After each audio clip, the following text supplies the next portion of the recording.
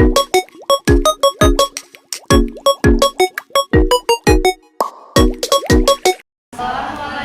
warahmatullahi wabarakatuh. Waalaikumsalam warahmatullahi wabarakatuh. Perkenalkan, kami dari kelompok 2 mata pelajaran sejarah, dan berdirinya kami pada kesempatan kali ini adalah untuk mempresentasikan mengenai Sarekat Dagang Islam. Sebelumnya, kami akan memperkenalkan diri terlebih dahulu. Saya Tiara Putri. Saya Anita Dimana. Saya Rizky Anissa. Saya pada saya Boy Samudra. Sarekat Dagang Islam merupakan organisasi politik pertama yang berdiri di Indonesia. Kemunculannya di tengah konflik penjajahan kolonial Belanda memberikan pengaruh besar terhadap dalam memperjuangkan kemerdekaan Indonesia. Dalam sejarahnya, organisasi ini melakukan banyak gerakan-gerakan radikal, mulai dari sosial, ekonomi, dakwah hingga politik. Tujuan utama Sarekat Dagang Islam adalah untuk memajukan pembangunan masyarakat muslim dan memberikan perlindungan bagi para pedagang lokal dan muslim yang tidak adil. Organisasi ini juga memperkenalkan hak asasi masyarakat muslim dan menggerakkan keluarga lokal dari penjajahan bangsa Indonesia.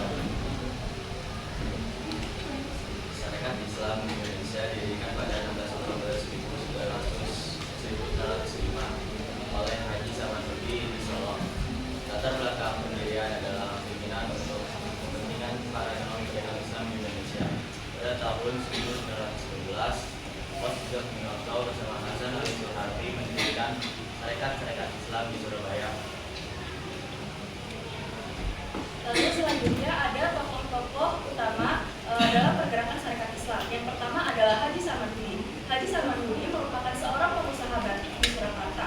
Dia memainkan peran kunci dalam pergerakan Sarekat Islam. Setelah keluarga Bajimun keluar, Haji Samanhudi memimpin Sarekat Islam di Solo dan menjadi ketua setelah penghilangan kata dagang. Keberhasilannya dalam memimpin Sarekat Islam membuat dia diakui sebagai salah satu tokoh pergerakan Sarekat Islam. Kos Terjawab Minoto. Kos Terjawab Minoto adalah kelompok gerakan dari Surabaya. Sebagai guru dari banyak tokoh penting termasuk Soekarno, Cokro Minoto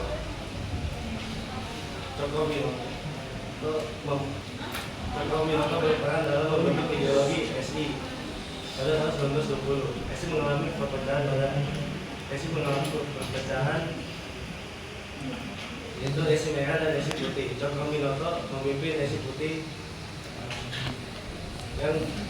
yang tetap setia pada program lama SI. Terus Mubis adalah seorang sastrawan. Ia juga berperan sebagai tokoh SI dan ia pun berperan sebagai Dewan Perwakilan di Polsat. Dewan Perwakilan yang dibentuk oleh kolonial Belanda. Tokoh Abu Salim, yaitu tokoh yang berasal dari Sumatera Barat ini menjadi pemimpin faksi Sarekat Islam Publik. Setelah kemerdekaannya, Abu Salim melanjutkan perannya dalam diplomasi Indonesia sebagai Menteri Luar Negeri pertama. Selanjutnya Semawon. Semawon awalnya adalah dulu Serikat Islam, namun setelah perpecahan ia memimpin faksi Serikat Islam Merah. Kemudian Semawon menjadi salah satu pendiri Partai Komunis Indonesia setelah pecahnya Serikat Islam. Pada perkembangannya, Sarekat Islam tidak terbatas di Jawa saja. Keanggotaan Sarekat Islam terbuka bagi bangsa Indonesia. Pada Januari tahun 1913, Sarekat Islam menegaskan bahwa Sarekat Islam bukanlah sebuah partai politik. Walaupun organisasi Sarekat Islam bersifat keagamaan, bukan berarti Sarekat Islam tidak peduli terhadap politik dan perbedaan. Islam diyakini mengakui perbedaan dan kesejahteraan rakyat. Pada perkembangannya, Sarekat Dagang Islam menjadi badan pada tahun 1917 dan pada tahun yang membuka cabang di seluruh Indonesia. Keanggotaan Sarekat Dagang Islam mencapai 2 juta anggota pada tahun 1919 dan pada saat Partai Politik Indonesia Serikat Islam mengirim wakilnya ke Polkar pada tahun 1916. Sarekat Islam baru berdiri pada 1920.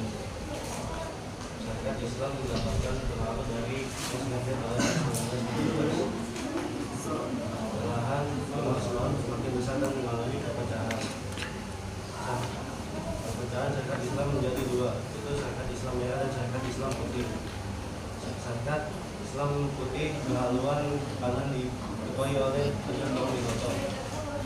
dan Syarikat Islam Merah berulang diri diawali oleh Sumahu. Dampak berwarisan Syarikat Islam menjadi dampak yang dapat disignifikan dalam sejarah pergerakan nasional Indonesia. Organisasi ini menjadi salah satu pelapor dalam kebangkitan kesadaran politik di kalangan masyarakat perjuangan kemerdekaan Indonesia. Melalui berbagai kegiatan, Syarikat Islam mampu mendorong masyarakat untuk melawan penjajahan dan memperjuangkan hak-hak mereka. Nah, sekian presentasi dari kami. Untuk kurang lebihnya mohon maaf. Wassalamualaikum warahmatullahi wabarakatuh. Waalaikumsalam.